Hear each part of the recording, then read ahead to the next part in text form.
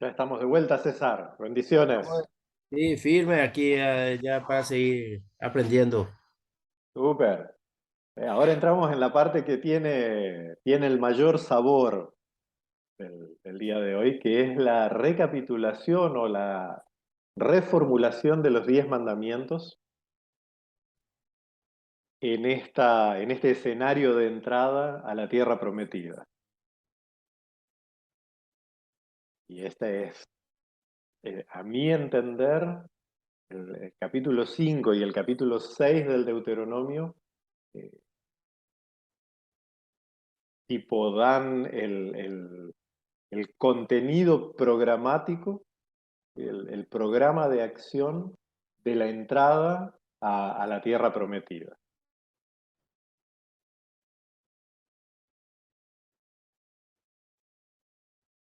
Y ese es su, su gran, su gran virtud. ¿Alguna pregunta de lo que vimos la hora pasada? No, hasta ahora está clarito, profe, todo. Genial, genial. Entonces, el punto principal de esta sección de Deuteronomio 1 del, digamos, de Deuteronomio 1:1 hasta Deuteronomio 4:43 es un recuento histórico de cómo llegaron a ese punto antes de entrar en la tierra prometida.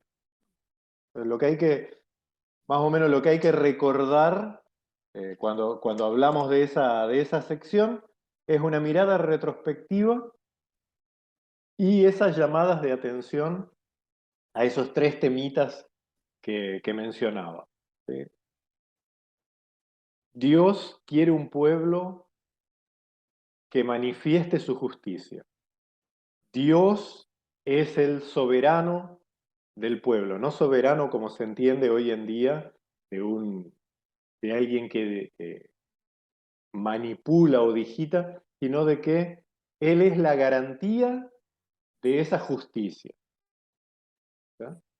Y el tercer punto, que tanto la justicia de Dios como las promesas de Dios son para el pueblo, son corporativas y no una cuestión aplicable individualmente. Teniendo esto en mente, vamos a entender qué es qué es lo que sigue.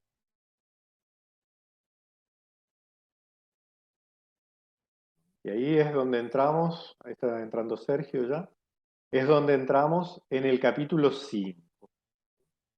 El capítulo 5, repito, es, en realidad capítulo 5, capítulo 6 son el corazón del programa deuteronomista. De qué es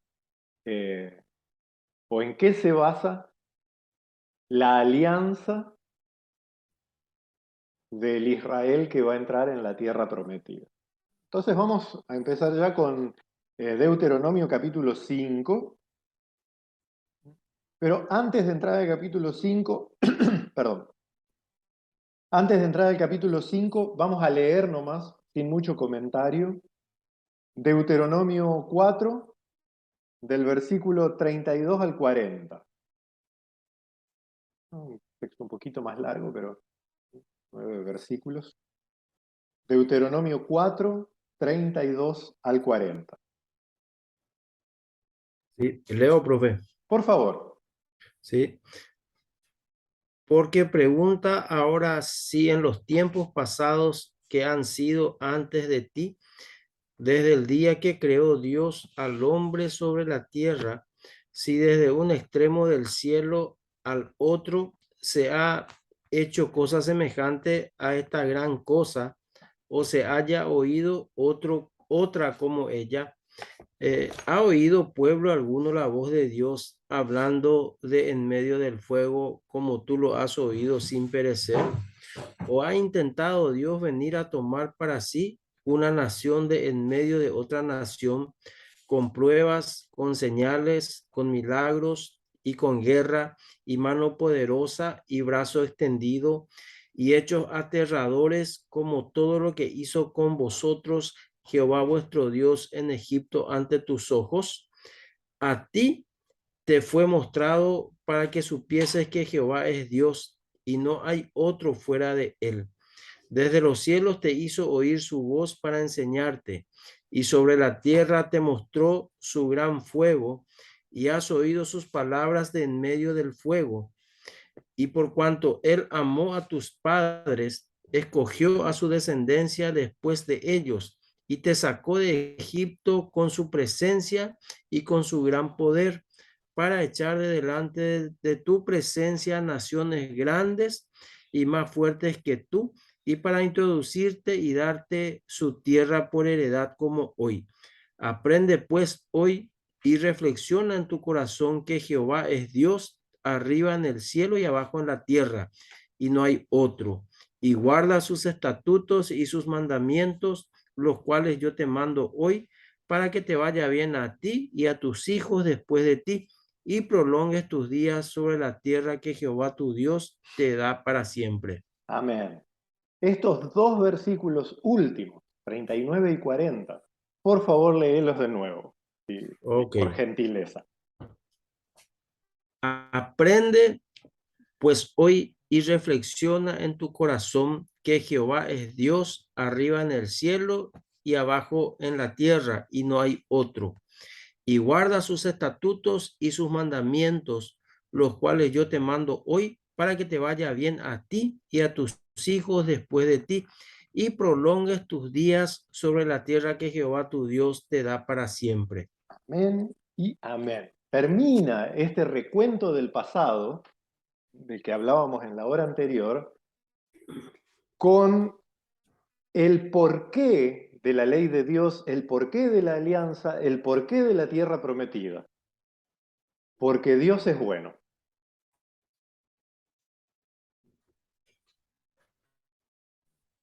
Toda esa, digamos, esa palabrería que encontramos siempre termina en el mismo punto. Claro, no es palabrería vana ni inútil, pero digo, cada hecho individual, acá Moisés recuenta solo el camino del desierto, pero eh, por eso quise leer esta sección, porque ahí Moisés dice, desde la creación del mundo, ¿alguna vez se escuchó esto? Ahí ya se va hasta el inicio de la historia. Y en un texto muy cortito termina resumiendo de qué se trata no solamente el Deuteronomio, no solamente la Biblia, sino de qué se trata la misma vida. Dios es bueno.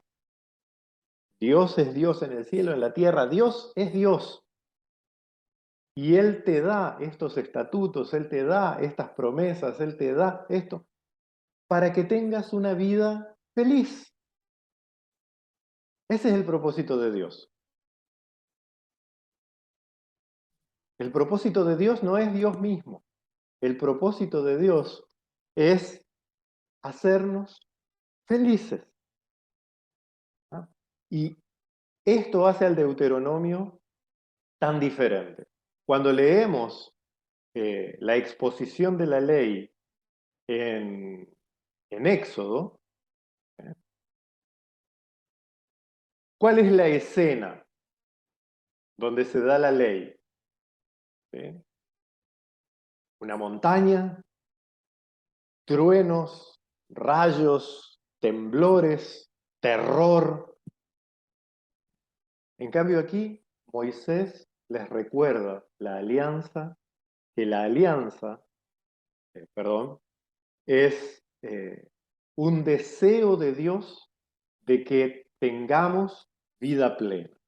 ¿Sí? Guarda sus leyes y sus mandamientos que yo te ordeno hoy, y te irá bien a ti y a tus hijos después de ti, y así vivirás largos años en la tierra que el Señor tu Dios te da. Ese es el propósito del dar la ley. Y ahí empieza. Bueno, todavía quedan unos cuantos versículos del capítulo 4, pero llega el capítulo 5. Ahí hay una formulación un tanto diferente de los 10 mandamientos, pero eh, no, no necesitamos demasiada inteligencia ni demasiada lectura para darnos cuenta de que son los 10 mandamientos, ¿verdad? Obvio de lo que está hablando. Pero están puestos de una manera un poquito diferente y ahora vamos a ver por qué. Vamos a leer Deuteronomio capítulo 5, versículos 6 al 10. Y ya que llegó Luis Vera, le toca a él por llegar tarde. Quizás así, Profe, bendiciones. bendiciones, quizás así le recupere como para forzar el 2. Amén. ¿Me repite el pasaje, profe? Deuteronomio 5, del 6 al 10. Ahora mismo.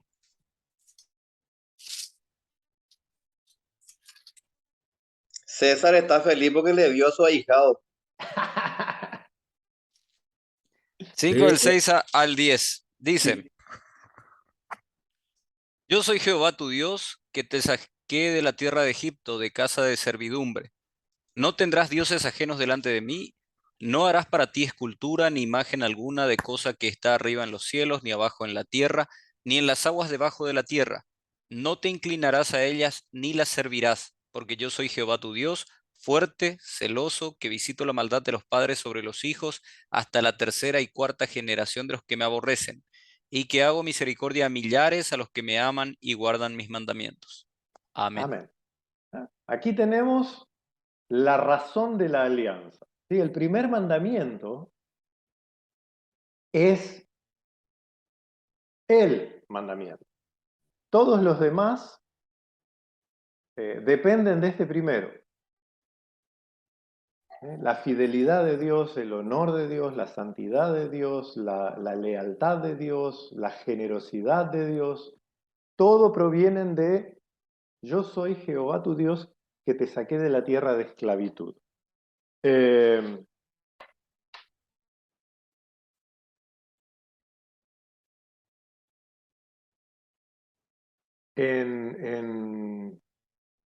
leído así en el aire, ahora no recuerdo cuándo fue, pero fuiste vos, Luis Vera, que preguntó sobre el famoso hasta la tercera y cuarta generación o hasta 1000 generaciones de quien me Sí, venís. exactamente. ¿Bien? Eh, Sergio tiene serios conflictos con ese pasaje. Él lo interpreta en forma literal. Y te puede dar su... Porque es interesante también su enfoque, ¿verdad? y ahora lo vemos, ¿sí? Pero Pero bueno, el punto es el que da, Moisés lo explica antes y después. Donde habíamos leído, capítulo 4, versículos 39 y 40, dice que esa bendición es permanecer en la vida, disfrutar de la vida, prosperar en la vida, no en el sentido que hoy se toma el prosperar, sino de que la vida continúe para el pueblo. Ese está en el preámbulo, antes de llegar ahí. Y después lo repite, lo vamos a ver al final, eh, en los versículos 32 y 33. Pero bueno, vamos a ver Sergio. Sí está conectado, estamos todos conectados. ¿Cuál es el Sí, profe. entendimiento? ¿De cuál, profe? Y dice Luis Vera de que vos tenés una interpretación muy particular de la bendición para las las 1000 maldiciones generaciones. generacionales, Sergio. Maldiciones y bendiciones generacionales. Bueno, mi enfoque va a que nadie puede ser refutar porque la maldición traemos lo de Adán. Es una maldición generacional que venimos, cada uno traemos esa maldición ya en nuestro gen, en primer lugar. Y cuando un padre que es responsable por su familia, ¿verdad? Y no trata en tiempo y forma, vemos también que esa circunstancia vuelve a repetirse. Y yo aquí con los hermanos que estamos llevando, tengo varios problemas. Un ejemplo, una madre, una hermana que su mamá nunca se casó. Toda su familia repitió el mismo error. Y la misma cosa, una vez que ella ahora viene a los pies de Cristo, su hija, la misma cosa están sometidas a esa maldición. Y tienen distintos padres, todita la familia. Y yo a eso le digo una maldición generacional. Me atrevo a decir.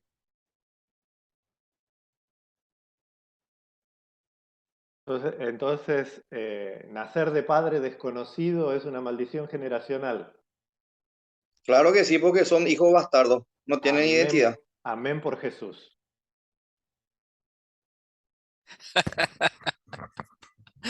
No.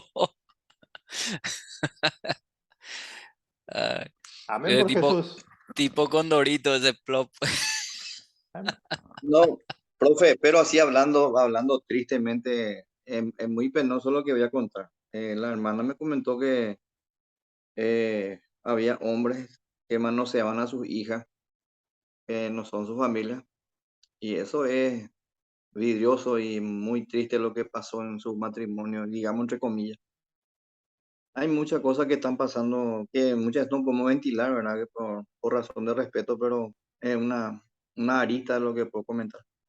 No, eso son cosas que pasan justamente por una cosa que sí dijiste al inicio, Sergio, y eso tenemos que tener siempre en cuenta. Estamos en el medio de la humanidad, porque matrimonios con 200 millones de papeles y de generaciones de buenos cristianos, yo te puedo asegurar que tocan a sus hijas, que las manosean, que las abusan, y son pastores respetables. ¿Eh? Entonces, no, no se trata de qué cartelito profesamos, sino de qué hay realmente en nuestros corazones. Y tristemente, eh, vamos por un camino de degradación y de degeneración cada vez peor, no porque antes no había, esa es una gran mentira, antes había y había peor, pero hoy se es indulgente. Ahí está la gran diferencia. La maldad siempre hubo y hasta peor que ahora, pero antes a la maldad se le llamaba maldad. ¿Eh? Isaías 5. Esa es nuestra gran, ni sé cómo llamarlo. ¿Sí? Eso de los tiempos pasados eran mejor, antes las cosas eran más organizadas, había más respeto, es todo mentira. Eso es mentira. Los seres humanos siempre fuimos degenerados por naturaleza. Pero antes, realmente, a lo que era malo, se le llamaba malo. Entonces, al menos reprensión de conciencia había. Hoy la conciencia está cauterizada. Hoy a nadie le importa nada. Profe, Y esa Vemos, sí es grave. vemos el caso de Lot, por ejemplo, que salió de Sodoma y Gomorra, ¿verdad? Pero su hija, ¿verdad? Se acostaron con él. Tenía un meme la vez pasada sobre eso. Justo compartir nomás ya, profe. después veo si lo encuentro, si Pa- lo tengo pa- todavía en el teléfono, pero decía justamente eso. Cuando entras en la clase de escuela dominical y te están leyendo Génesis 19, estaba el Mita ahí con la cara. Estaba buenísimo el meme. ¿Eh? Pero, o sea, no es de hoy, no hay nada nuevo bajo el sol. Pero ciertamente profe, el gran daño de nuestra sociedad contemporánea es la indulgencia. Sí, Luis. pero con relación a eso de llamar a lo malo bueno que hoy en día tenemos, pero hubieron también culturas en la antigüedad en donde a lo malo llamaban también bueno, o que era algo normal, ¿verdad? Por ejemplo, que un hombre tuviera, de hecho, hasta hoy, en Medio Oriente, por ejemplo, hay religiones en donde se considera algo completamente normal tener varias esposas. Como Abraham, como Isaac. como Jacob. También. como- Entonces, yo creo que ahí de repente cae un poquito nuestro discurso de que, bueno, ahora vivimos en un tiempo en donde como nunca se ha visto tanta degeneración, y ahí cae Sí, se nos reitero, va al cae nuestro piso. discurso porque te traen ellos a colación incluso pasajes bíblicos en donde siempre fue así, Siempre fue así. No hay y en nada donde nuevo se, bajo el sol. y en donde se aceptaba también como normal. O sea, el tema de la homosexualidad, bien mencionó el pastor César recién, Sodoma y Gomorra. En Sodoma y Gomorra eso era normal, o sea, nadie veía eso como algo malo. O sea, Y por lo menos entre ellos para, no. ahora, bueno, ¿no? Ya nos pasamos del Génesis, pero ¿dónde en el relato de Sodoma y Gomorra habla de homosexualidad? Bueno, ellos le quisieron conocer a... Y la palabra conocer es relaciones íntimas, relaciones sexuales. Bueno, ¿leyeron alguna vez la explicación e interpretación que da el profeta Ezequiel? No. Ezequiel 39. Estos son los pecados de Sodoma por los cuales suben al cielo. Rechazaron al pobre, explotaron al extranjero y practicaron el homicidio. El primero en toda la historia que dijo que el relato de Sodoma hablaba sobre homosexualidad fue Tomás de Aquino en 1263. Todos somos escolásticos entonces, bro.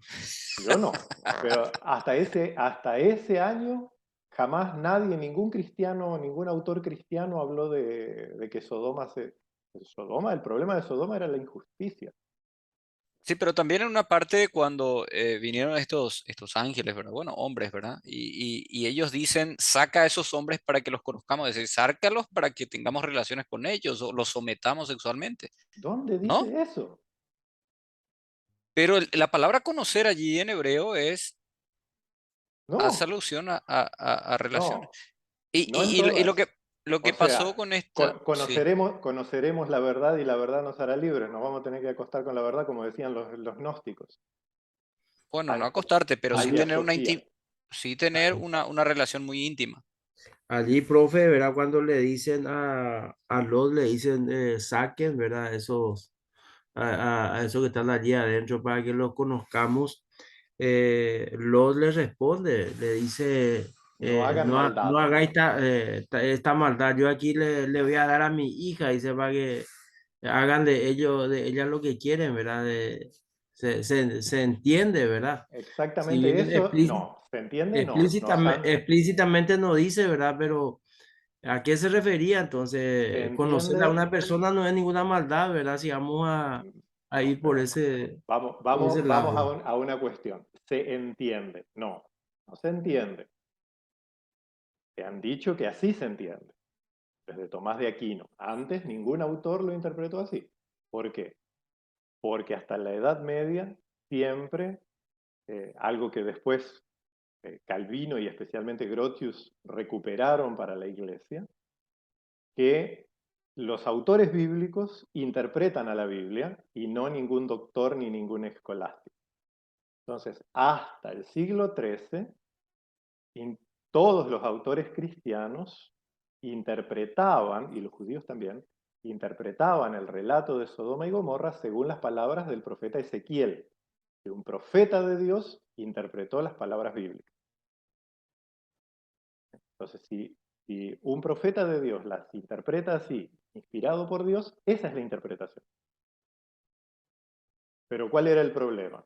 En la Edad Media había una sociedad jerarquizada. Estaba el rey, estaban los clérigos, y en el fondo estaban los pobres que eran explotados y los extranjeros no podían entrar digamos, si un extranjero entraba sin permiso, algo que está volviendo, pero si entraba sin permiso en algún lugar, era eh, sí, abusado inclusive sexualmente. ¿No? Y el texto de Sodoma y Gomorra ponía esto en evidencia. Entonces, era mejor leer otra cosa. Y el término sodomita para referirse a los homosexuales fue puesto por primera vez en Inglaterra en el siglo XIX. Las leyes moral pública de Inglaterra llamaron a los homosexuales sodomitas. ¿Sí? Antes tampoco nadie, jamás había llamado de sodomitas a los homosexuales. ¿Sí? Y siempre la Iglesia condenó, rechazó la homosexualidad, pero no basado en estos textos, sino en textos didácticos, ¿no? Pero para que vamos a buscar.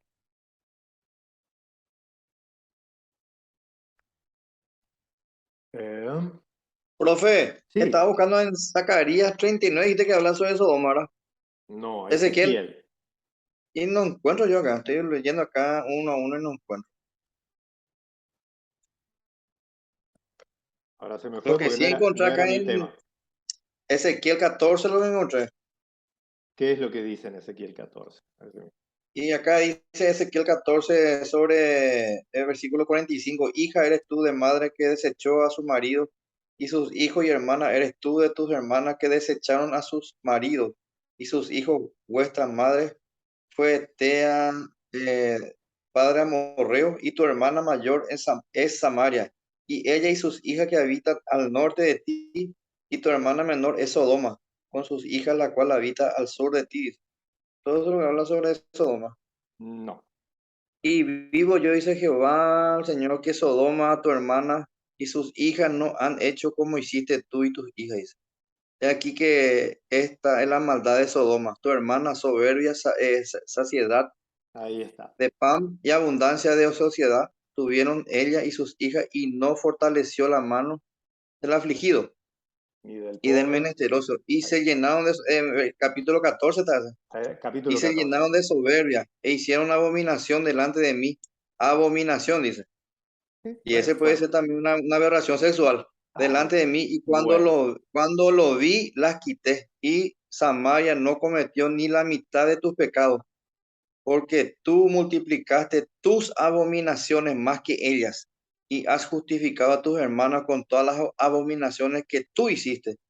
Tú también que juzgaste a tus hermanas, que lleva tu Podemos seguir, vergüenza. ya entendimos, Sergio. Abominación. Bueno, abominación normalmente se refiere a la idolatría.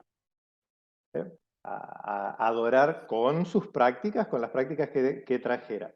Tenemos que acostumbrarnos, y ahora volviendo al Deuteronomio, sí, no podemos dejar de ser nosotros mismos, ni despojarnos completamente de nuestra época, de nuestra cultura, eh, de nuestro punto de referencia.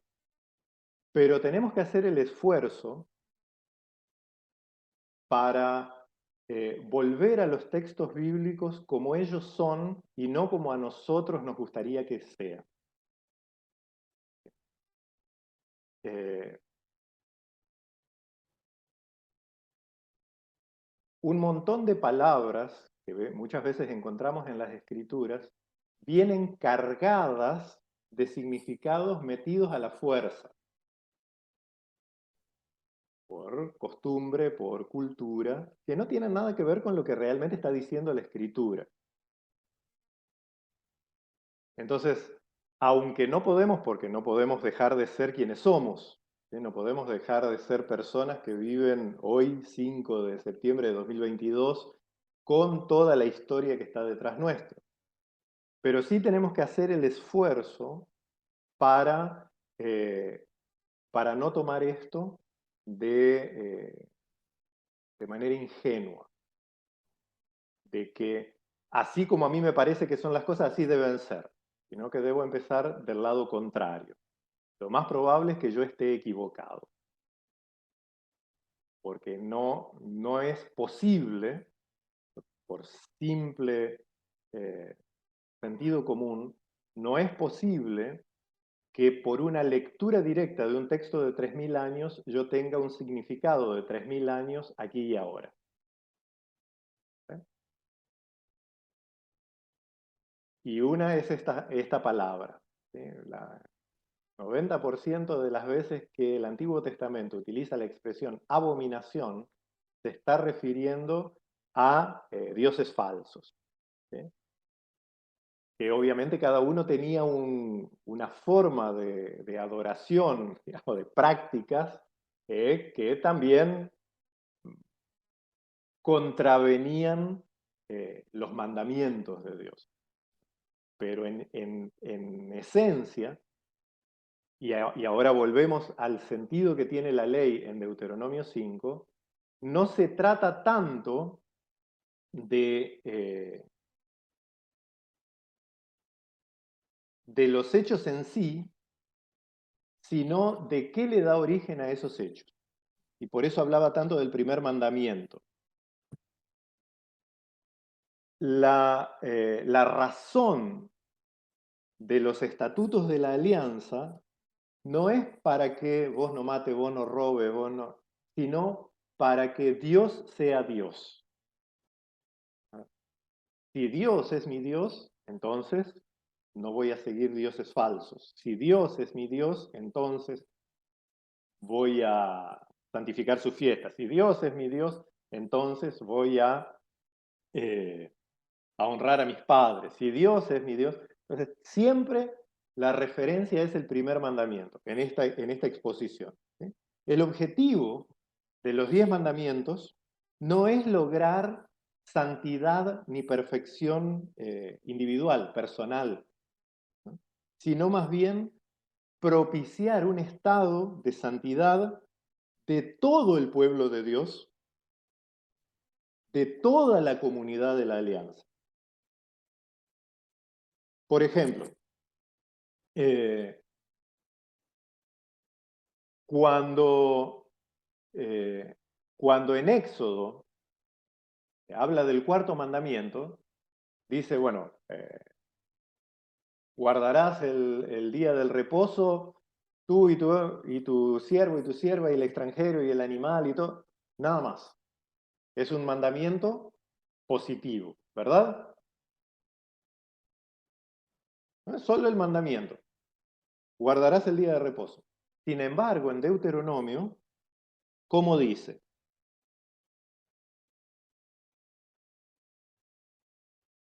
Deuteronomio capítulo 5, versículo 14 y 15.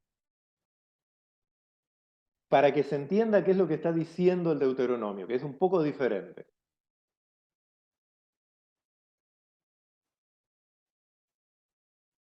Cinco, 14 y 15.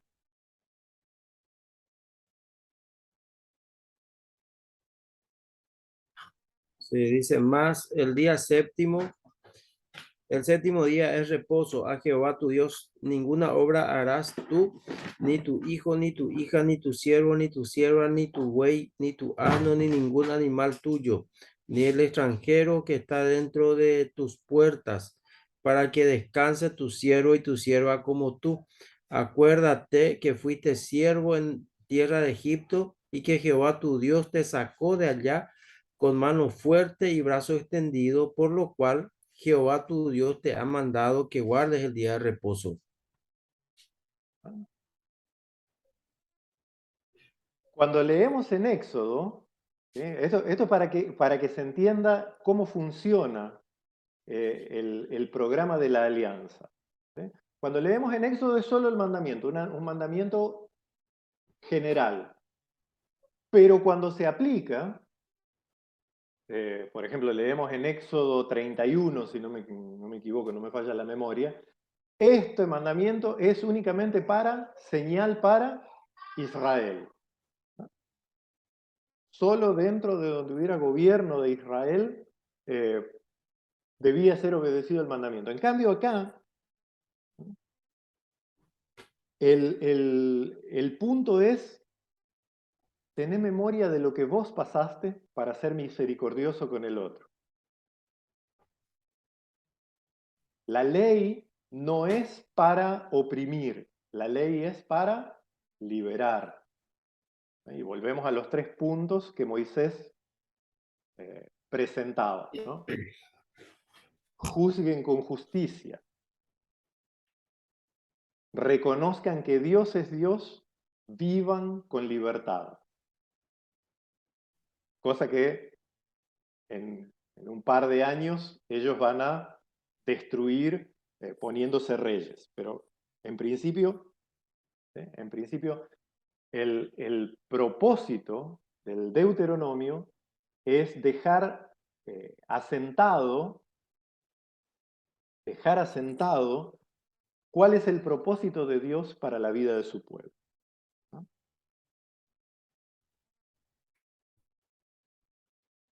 ¿Y cuál es el propósito? Bueno, el que habíamos leído al final del capítulo 4, no al final, en los versículos 39 y 40 del capítulo 4. Que, ¿cómo se manifiesta Dios cuando en la humanidad hay plenitud de vida? La relación con Dios,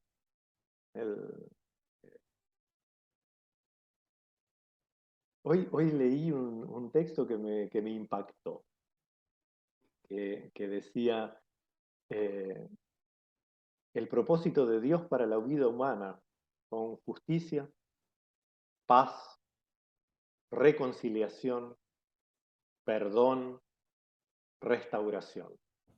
Y no impacto, no relevancia, no influencia, no gobierno. Pero claro, los que sí son propósito de Dios no vendan. La famosa relación vertical, toda la Biblia la echa por tierra. Dios se manifiesta cuando en su creación hay justicia, paz, reconciliación y perdón.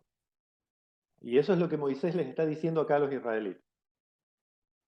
Ustedes conocen los mandamientos, esos que les fueron dados en el Sinaí, ¿verdad? Pero eso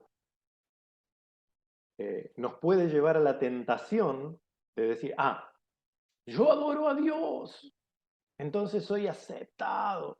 Yo no mato, lo que decían los fariseos, yo no mato.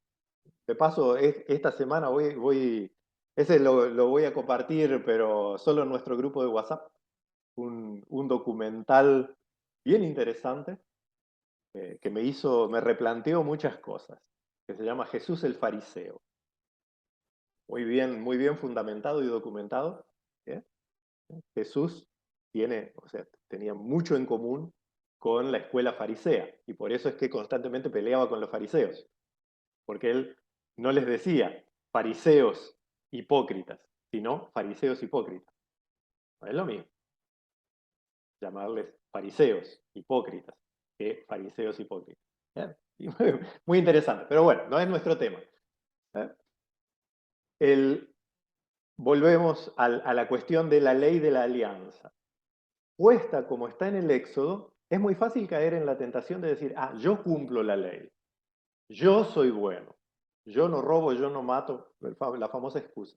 En cambio, como está puesta en Deuteronomio, las leyes de la alianza son todos juntos adoramos a Dios, todos juntos respetamos los padres, todos juntos no nos robamos ni nos matamos unos a otros, todos juntos no nos codiciamos unos a los otros. Somos un pueblo que vive bajo Dios en libertad.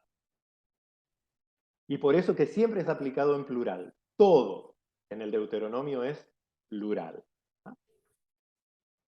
Tenemos en pantalla Deuteronomio 5:33, pero vamos a leer 5:32 y 33. Y con este terminamos y nos vemos a las 20:30. ¿Si alguien lo quiere leer? 5 versículos 32 y 33. Leo, profe. Por favor. Dice, mirad pues que hagáis como Jehová vuestro Dios os ha mandado. No os apartéis a diestra ni a siniestra. Andad en todo el camino que Jehová vuestro Dios os ha mandado, para que viváis y os vaya bien, y tengáis largos días en la tierra que habéis de poseer. Y vamos a hablar después de la vida en la tierra prometida. ¿Sí? En el próximo bloque. En el próximo bloque. Por el el mismo mismo canal. canal. A las 20:30. Sí. ¿Eh? Dale, profe. Ya se corta, ya está contando los segundos acá. Bendición. Este es torturante.